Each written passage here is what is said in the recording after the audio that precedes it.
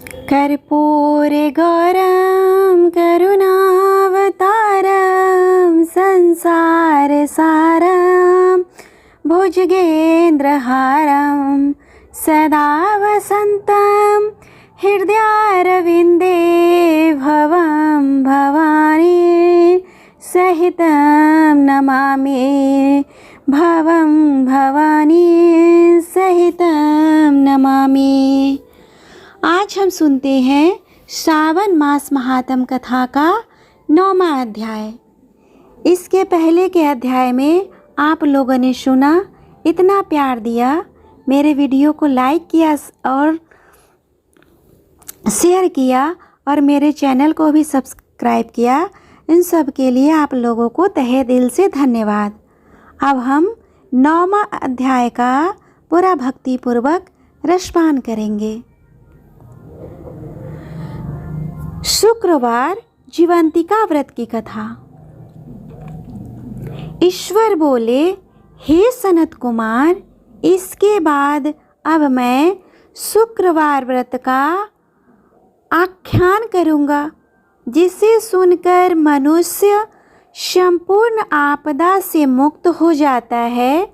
जो लोग संबंधित एक प्राचीन इतिहास का वर्णन करते हैं, पांड्य वंश में उत्पन्न एक सुशील नामक राजा था।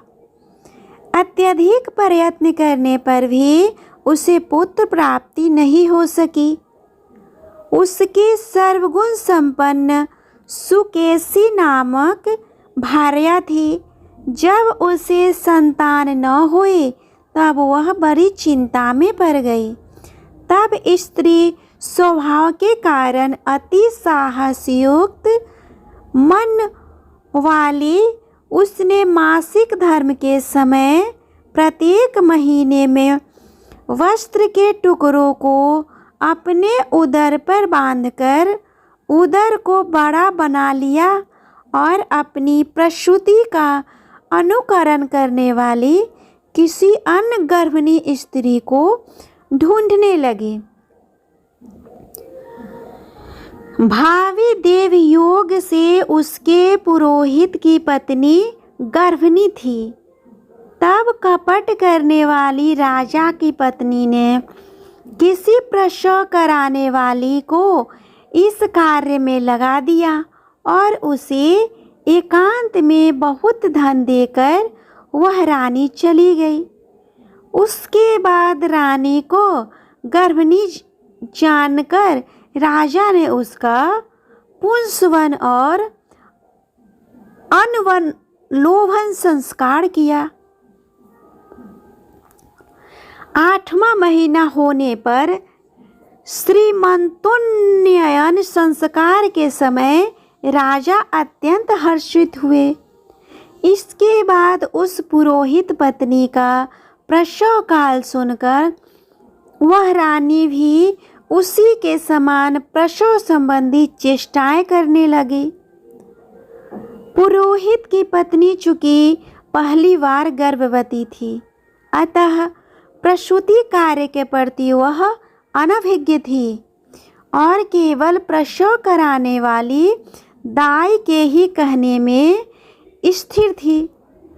तब उस दाई ने पुरोहित पत्नी के साथ छल करते हुए उसके नेत्रों पर पट्टी बांध दी और प्रसव के समय उसके पैदा हुए पुत्र को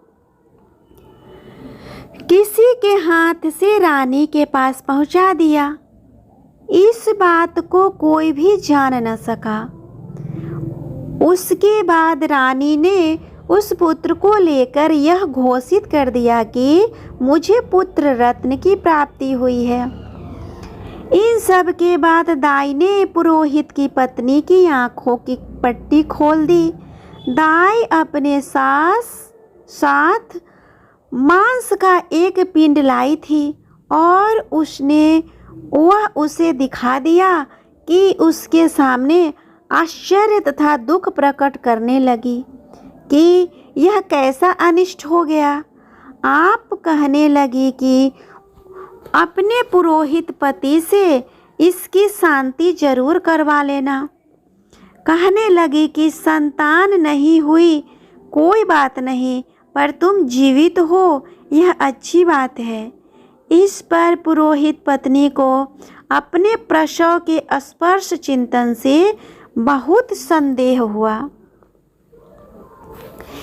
ईश्वर बोले, राजा ने पुत्र जन्म का समाचार सुन जात कर्म संस्कार कराया और ब्राह्मणों को हाथी, घोड़े तथा रथ आदि प्रदान किए।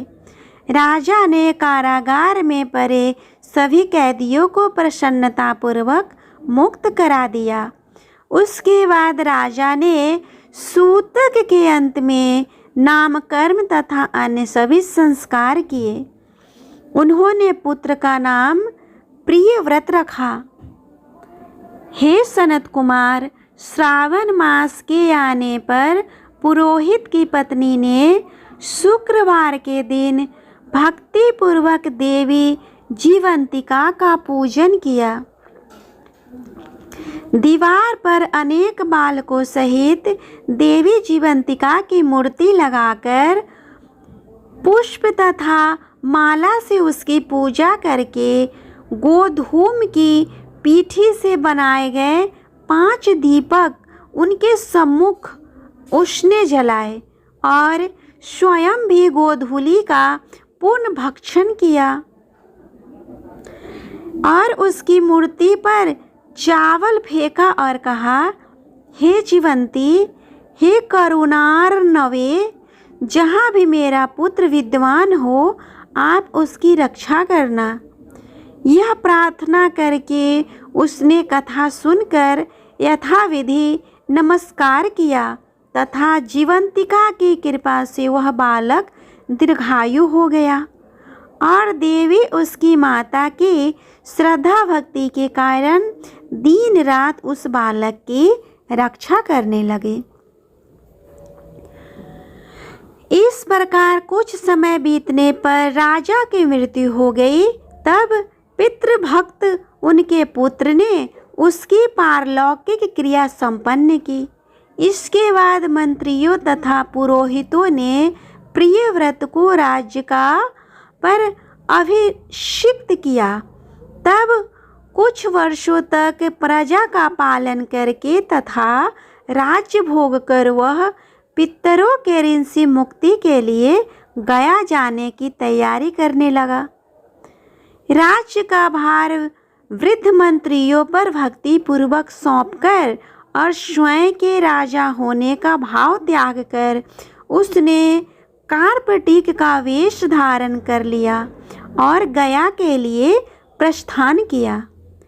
मार्ग में किसी नगर में किसी गृहस्थ के घर में उन्होंने निवास किया। उस समय उस गृहस्थ की पत्नी को प्रसव हुआ था। इसके पहले षष्ठी देवी ने उसके 5 पुत्रों को उत्पन्न होने के 5वें दिन मार दिया था। यह राजा भी उस समय 5वें दिन ही वहां पहुंचा था।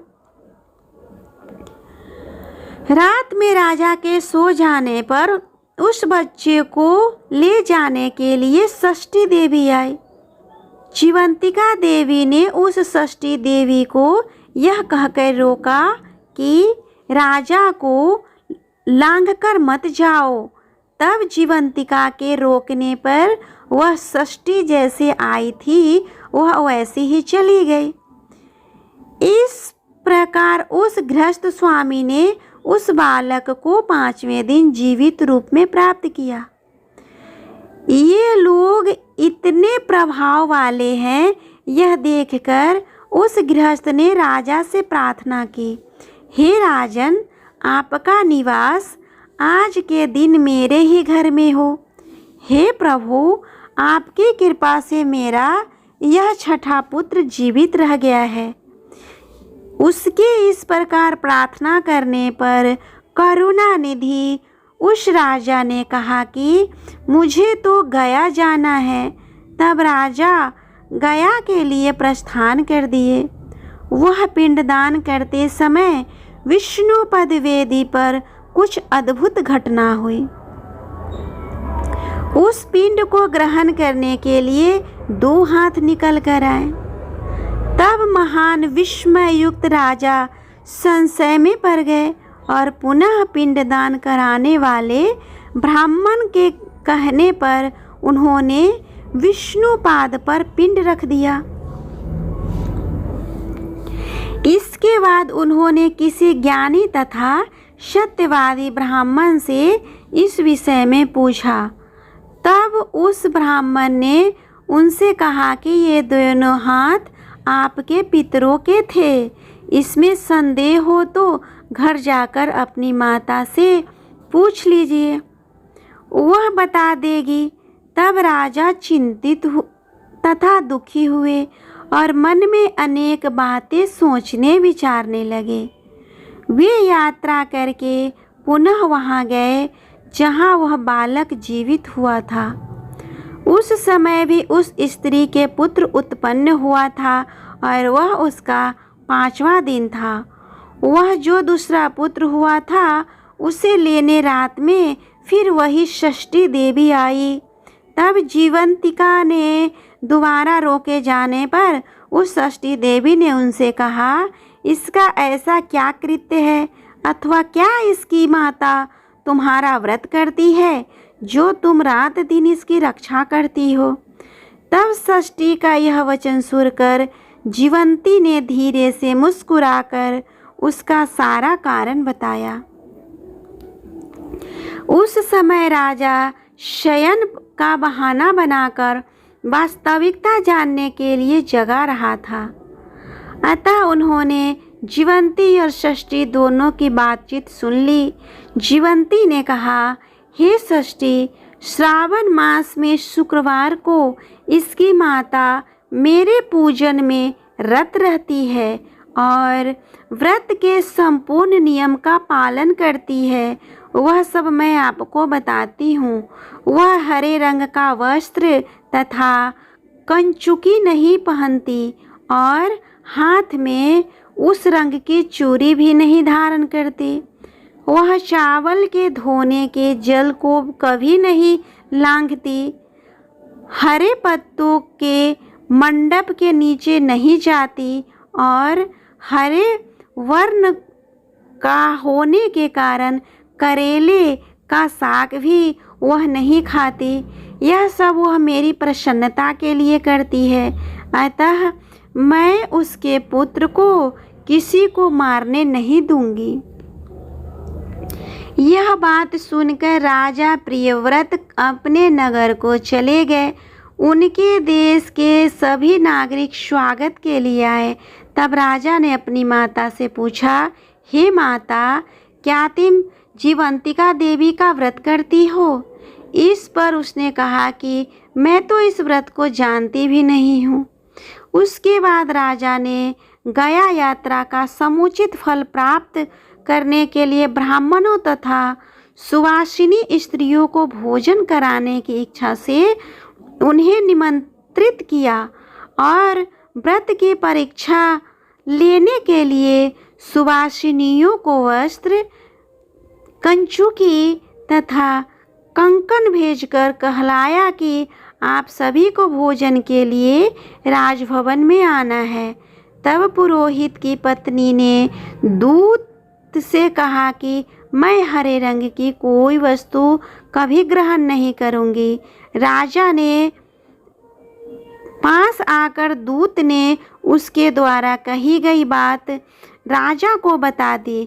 तब राजा ने उसके लिए सभी रक्त वर्ण के शुभ परिधान भेजे। वह सब धारण करके वह पुरोहित पत्नी भी राजभवन में आई। राजभवन के पूर्वी द्वार पर चावलों के धोने का जल पड़ा देखकर और वहां हरे रंग का मंडप देखकर वह दूसरे द्वार से गई। तब राजा ने पुरोहित की पत्नी को प्रणाम करके इस नियम का संपूर्ण कारण पूछा। इस पर उसने इसका कारण शुक्रवार का व्रत बतलाया। उस प्रिय व्रत को देखकर उसके दोनों स्तनों में से बहुत दूध निकलने लगा। दोनों वक्ष स्तनों ने उस राजा को दुग्ध की धाराओं से पूर्ण रूप से सिंचित कर दिया। तब गया में विष्णुपदी पर निकले दोनों हाथों जीवंतिका तथा षष्ठी दोनों देवियों के वार्तालाप तथा पुरोहित पत्नी के स्तनों से दूध निकलने के द्वारा राजा को विश्वास हो गया कि मैं इसी का पुत्र हूँ। उसके बाद पालन पोषण करने वाली माता के पास जाकर विनम्र पूर्वक उन्होंने कहा, हे माता, डरो मत, मेरे जन्म का वृतांत सत्य असत्य बता दो। यह सुनकर सुंदर केशों वाली रानी ने सब कुछ सच सच बता दिया।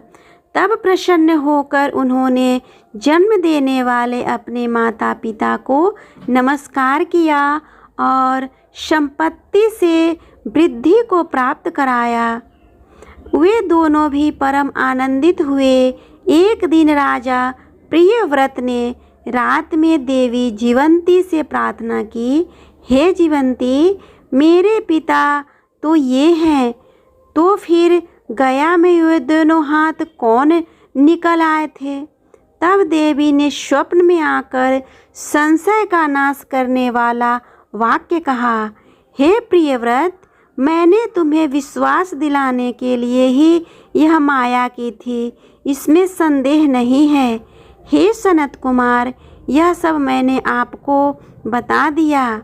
श्रावण मास में शुक्रवार के दिन इस व्रत का अनुष्ठान करके मनुष्य सभी मनोरथों को प्राप्त कर लेता है।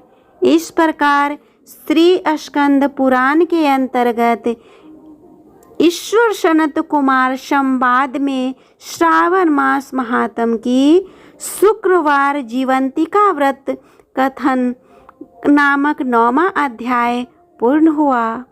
भक्तजनों, आपको मेरा यह कथा कैसा लगा प्लीज़ कमेंट करके बताएं, और अगर अच्छा लगा हो तो प्लीज़ मेरे वीडियो को लाइक और शेयर करें तथा मेरे चैनल को भी सब्सक्राइब कर लें, ताकि मैं श्रावण महात्म कथा का अगला अध्याय जब भी अपलोड करूं इसका नोटिफिकेशन सबसे पहले आपको आए और आप इस सुंदर श्रावण महात्म कथा का श्रवण कर पाए, इसका रसपान कर पाए।